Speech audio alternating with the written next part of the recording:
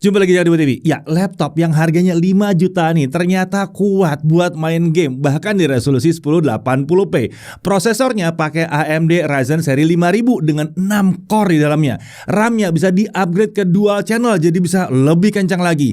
SSD-nya langsung PCIe Gen 3, layarnya Full HD IPS bukan TN. Konektor juga lengkap jadi bisa dipakai kerja dengan 3 layar sekaligus. Ya, ini adalah Axio Hype 5 AMD.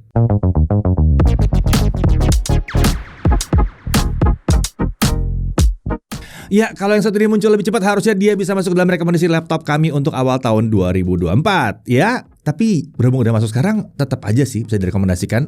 Kenapa? Kita mulai pembahasannya ya dari spesifikasi utamanya.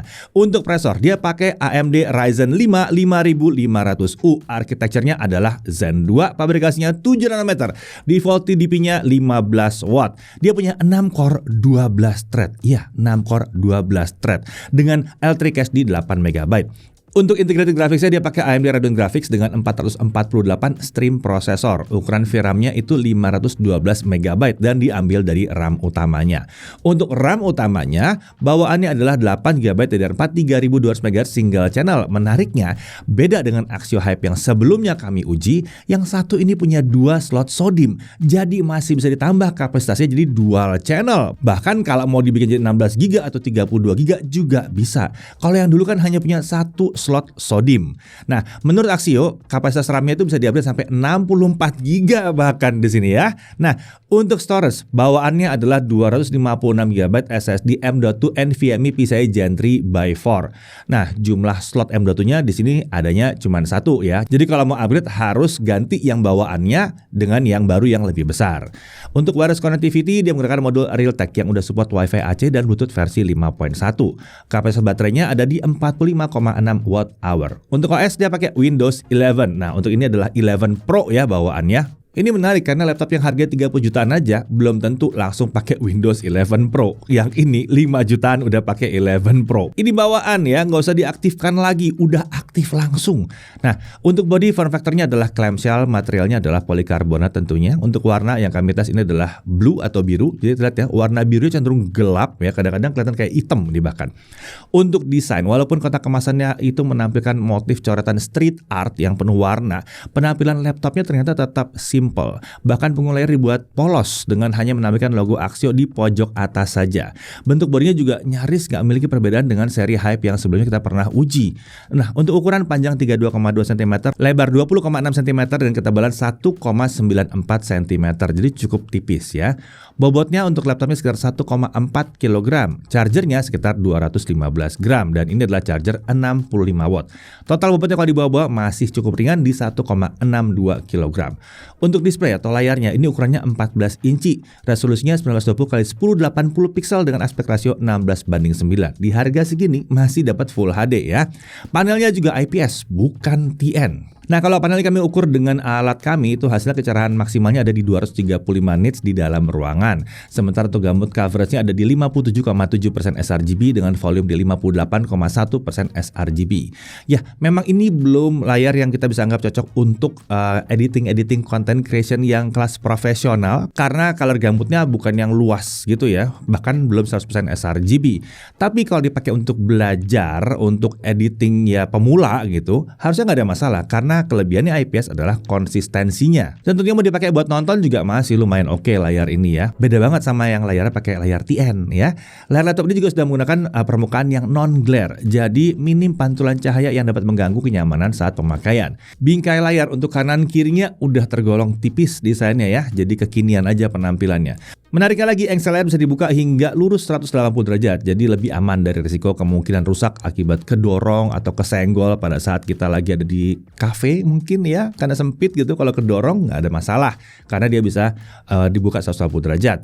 Dan ini juga memudahkan kita untuk memperlihatkan isi layar ke lawan bicara kita kalau kita ada di meja berhadap-hadapan. Untuk hasil pengujian kemampuan kamera dan mikrofonnya bisa dicek di video berikut ini. Ya, dalam keadaan default, kamera di laptop Axio ini akan bekerja di mode 720p 30 fps dengan aspek rasio 16:9 seperti terlihat di video ini.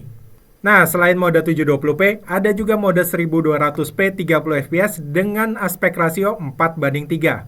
Untuk kualitas kameranya memang tidak bisa dikatakan hebat ya. Kualitas webcam di laptop 5 jutaan memang rata-rata seperti ini.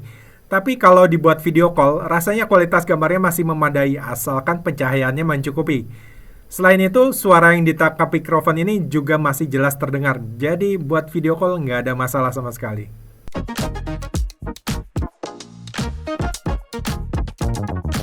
Ya, saat ini saya lagi ada di pinggir jalan untuk menguji kemampuan mikrofon si laptop Axio ini dalam keadaan bising. Suara bising di sekitar kami dari kendaraan, dari motor, ternyata masih masuk ke mikrofon ini. Tapi, ternyata suara saya yang lagi direkam ini masih terdengar dengan jelas. Jadi rasanya dalam keadaan bising sekalipun, video call-nya nggak ada masalah. Uniknya, kamera yang satu ini sudah dilengkapi dengan penutup fisik, jadi lebih aman. Walaupun sudah dihack pun nggak ada masalah ya. Oke, kita lanjut ke audionya. Laptop ini dilengkapi dengan 2 buah speaker dengan arah keluaran ke alas laptop. Untuk kelas harganya kita memang nggak bisa berharap lebih ya. Walaupun demikian, suara yang dihasilkan masih bisa dibilang cukup bisa dinikmati ya. Tidak terasa seperti speaker yang asal bunyi aja. Sementara itu untuk volume suaranya rasanya masih agak kurang keras saat kami dengarkan. Jadi kalau mau dipasang di ruangannya agak rame, mungkin agak menyulitkan. Tapi ya kalau di sendirian sih nggak apa-apa ya, masih oke lah. Lanjut untuk konektor. Di sisi kiri ada satu DC in, ada satu USB 3.2 Gen 1 dan ada satu HDMI. Lalu ada satu USB Type-C 3.0 yang mendukung power delivery dan display output. Jadi konektor USB Type-C ini bisa digunakan untuk nge-charge dengan charger laptop atau smartphone yang konektornya USB Type-C dan sudah support USB PD atau power delivery. Nah, ketersediaan konektor USB Type-C dan HDMI tersebut membuat pengguna bisa menghubungkan laptop ini dengan 2 monitor tambahan sehingga bisa kerja dengan 3 layar sekaligus. Menyenangkan ya, dengan harga segini udah bisa seperti itu ya.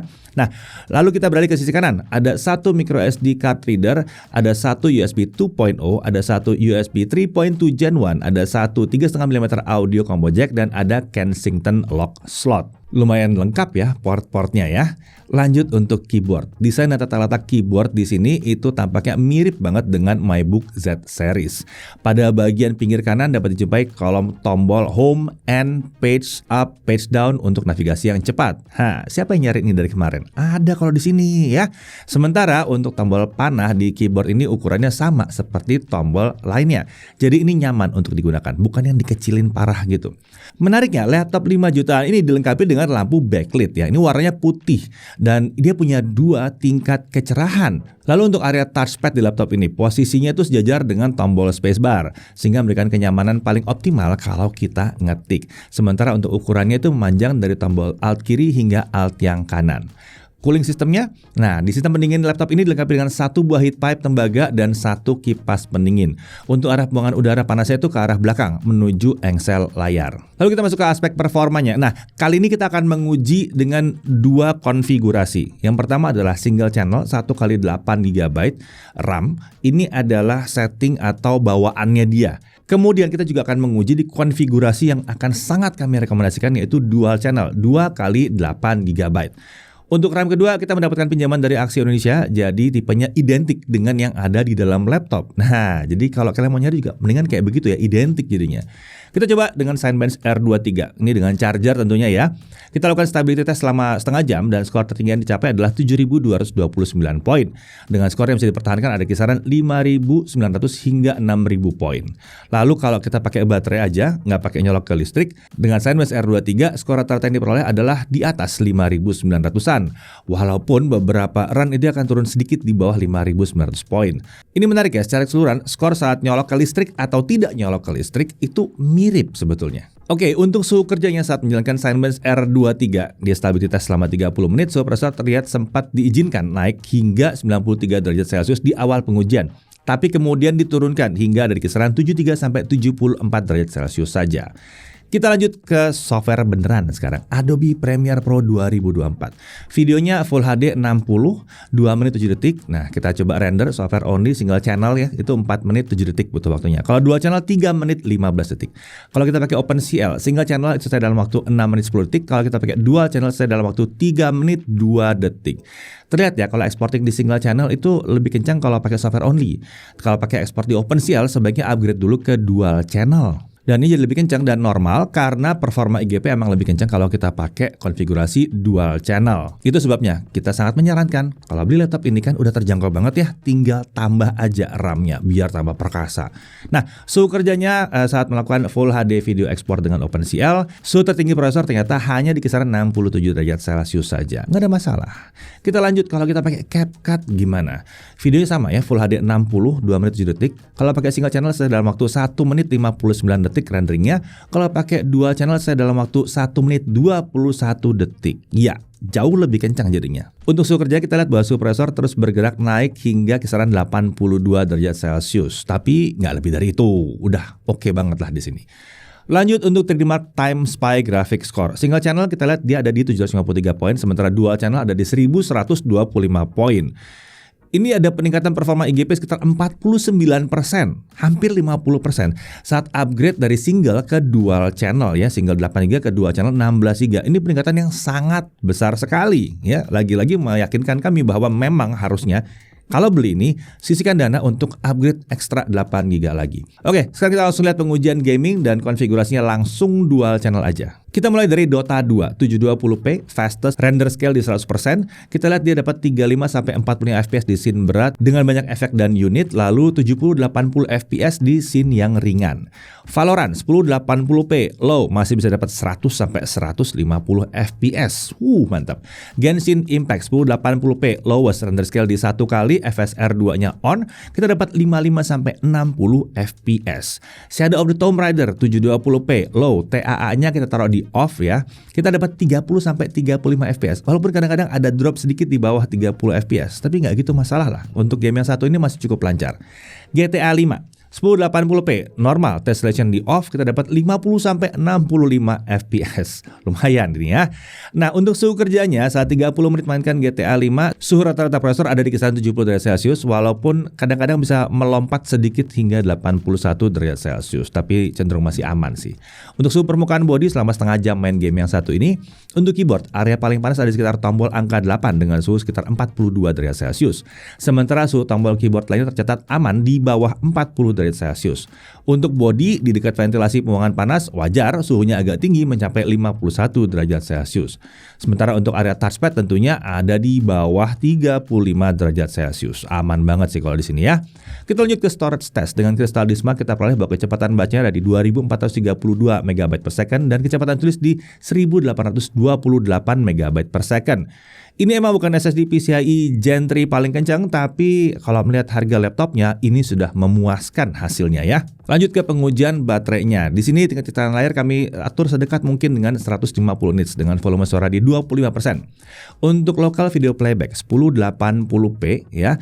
Dengan single channel baterai baru habis sekitar hampir 8 jam atau tepatnya 7 jam 48 menit. Sementara kalau kita pakai dual channel memang baterainya jadi agak sedikit berkurang ke 7 jam 13 menit daya tahannya. Tapi ini masih sesuai dengan harapan kami yang kami harapkan untuk laptop kelas 5 juta, 4 juta ini bisa ada di kisaran 6-8 jam. Jadi ini tepat ada di tengah-tengah harapan kami. Oke, kalau untuk charging bagaimana? 30 menit pertama dia terisi 34%, sementara itu dari kosong sampai full butuh waktu 2 jam 11 menit.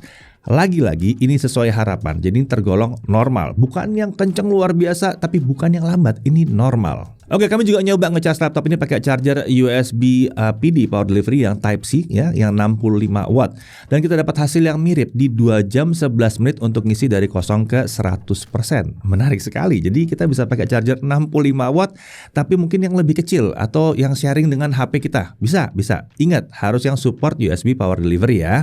Nah, untuk harga, Axio Hype 5 AMD dijual dalam 2 versi ya. Ada versi tanpa OS yang harganya di 4.999.000, tapi ada juga versi yang kami sangat sarankan yaitu versi pakai Windows 11 Pro, harganya 5.249.000. Menurut website Microsoft, kalau Windows 11 Pro itu harganya kalau dijual terpisah ya, itu sekitar 4,3 juta loh. Udah hampir seharga laptopnya. Jadi menurut kami ambil yang ada OS-nya aja. Nah, untuk Microsoft Office memang tidak disertakan di laptop ini, tapi untungnya Axio menyediakan LibreOffice yang langsung diinstal di sini sebagai alternatifnya. Untuk garansi, yang satu ini dapat 1 tahun garansi dari Axio Indonesia. Dan Axio sendiri ini punya 174 lokasi service center di seluruh Indonesia. Dan dia juga sudah menawarkan layanan same day service. Dan mereka lagi kalau proses servisnya dia ini melebihi 6 jam, maka kita akan bisa dipinjamkan laptop pengganti. Jadi pekerjaan kita nggak harus berhenti. Ada penggantian di situ untuk sementara sambil nunggu laptop kita dibenarkan. Oke, sekarang kita masuk ke hal yang perlu diperhatikan.